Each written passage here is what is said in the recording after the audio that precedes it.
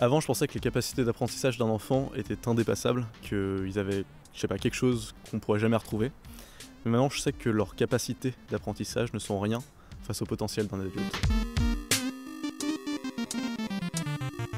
Souvent on dit que les enfants apprennent mieux que les adultes, c'est un truc qui est communément admis, genre ils apprennent facilement leur langue maternelle, ils apprennent facilement tout un tas de trucs, les mots, les jeux, etc. Et tout ça c'est globalement vrai parce que l'enfant apprend facilement, c'est vrai, il apprend très facilement tout un tas de choses dans sa vie de tous les jours. Et en fait je pensais qu'on n'y pouvait rien, en fait, que si les enfants apprenaient mieux, c'est tout simplement parce que ils avaient un cerveau qui était tout simplement plus adapté à l'apprentissage, qu'ils avaient un cerveau qui permettait mieux d'ingérer des informations et de faire des liens et apprendre.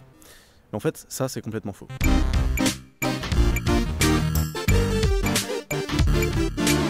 Un enfant, c'est pas un surêtre qui est capable d'engranger une capacité infinie d'informations et de pouvoir apprendre beaucoup mieux qu'un adulte.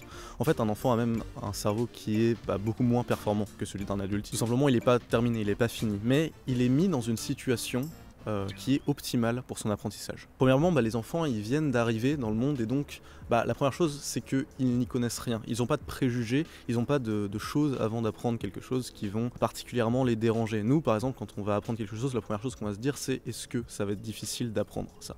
Eux ils n'ont pas ces préjugés là et ils vont simplement se mettre à apprendre sans se demander quand est-ce qu'ils auront fini. La deuxième chose c'est que l'apprentissage pour eux c'est un jeu, ils aiment découvrir ce qu'il y a autour d'eux, ils aiment absolument comprendre le monde qui les entoure et donc forcément leur cerveau leur envoie une dose de dopamine constante à chaque fois qu'ils découvrent quelque chose. Par contre, contrairement à un adulte, ils vont pas aller en profondeur dans un sujet parce que ça demande des efforts, ils vont tout simplement découvrir beaucoup plus facilement les choses qui sont faciles à intégrer tout simplement, mais ils vont pas beaucoup aller en profondeur dans un sujet. La troisième chose qui fait que les enfants apprennent plus vite que les adultes, c'est tout simplement qu'ils sont obligés d'appliquer ce qu'ils apprennent.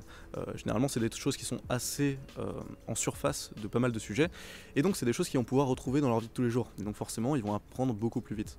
L'enfant par exemple, s'il apprend vite sa langue maternelle, c'est en grande partie parce que il est constamment obligé de la pratiquer. Si un adulte a envie d'apprendre une langue et qu'il a envie de la pratiquer beaucoup, s'il va dans un pays étranger, il aura beaucoup plus l'occasion de la pratiquer. Et donc forcément il va apprendre beaucoup plus vite. Et il y a un dernier point, c'est celle de la plasticité cérébrale. Alors on entend très souvent dire que les enfants ont plus de plasticité cérébrale que les adultes.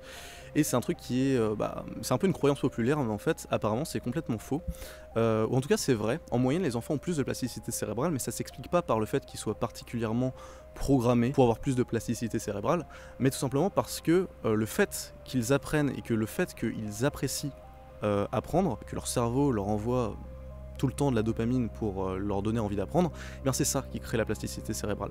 Cette période de l'enfance où l'enfant apprend beaucoup et très rapidement, on appelle ça une période critique dans la science. Et dans les années 2000, des chercheurs ont cherché à tout simplement reproduire cette période critique entre guillemets chez des adultes. Et on s'est rendu compte que quand on leur donnait tout simplement des exercices qui étaient capables de produire de la dopamine dans le cerveau, des exercices qui étaient progressifs et qu'à chaque fois qu'ils réussissaient un exercice, on leur donnait un feedback positif, et on a réussi à retrouver cette période critique tout simplement qui permettait aux enfants d'apprendre beaucoup plus vite et qui était caractérisée par une très très grande plasticité cérébrale. Ces exercices sont d'ailleurs disponibles en ligne, alors c'est payant, mais je mettrai quand même les liens dans la description. Du coup, comme on vient de le voir, la plasticité cérébrale accrue, elle n'est pas réservée aux enfants. Et par contre, ce qui est vrai, c'est que les enfants et les adultes ont des manières d'apprendre qui sont totalement différentes. Nous, on sait des choses, on a des préjugés, des traumatismes peut-être, et généralement on n'aime pas trop qu'on nous prenne la main en nous disant voilà c'est bien, bravo, on nous caresse dans le crâne. Enfin bref, on n'est plus des gosses quoi. Et le plus gros problème avec les méthodes d'apprentissage aujourd'hui, c'est que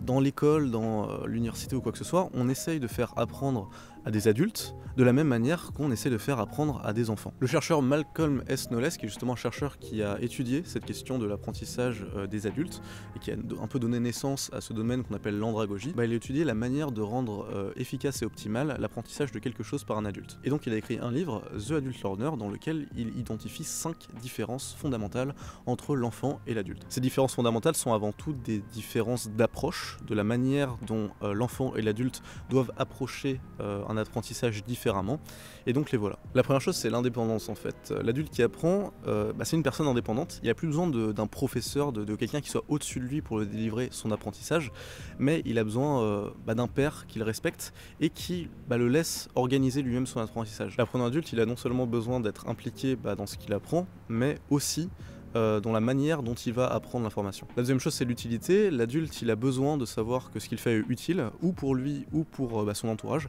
Donc quand il apprend quelque chose, il faut que ça soit quelque chose qui soit utile ou pour lui ou pour son entourage. La troisième chose, c'est que l'adulte il est très centré autour de la résolution de problèmes, et donc c'est toujours mieux si il y a quelque chose qui sentimentalement lui pose problème et qu'il a vraiment envie de régler. Et quand il a cette envie de régler un problème qu'il en dispose, et bien là il va être très très motivé pour apprendre quelque chose et il va l'apprendre très très vite. La quatrième chose, c'est l'expérience, et c'est ce qui fait que un adulte a beaucoup plus de potentiel qu'un enfant dans sa manière d'apprendre, parce que plus il va apprendre des choses, plus il va avoir de l'expérience dans le fait d'apprendre des choses.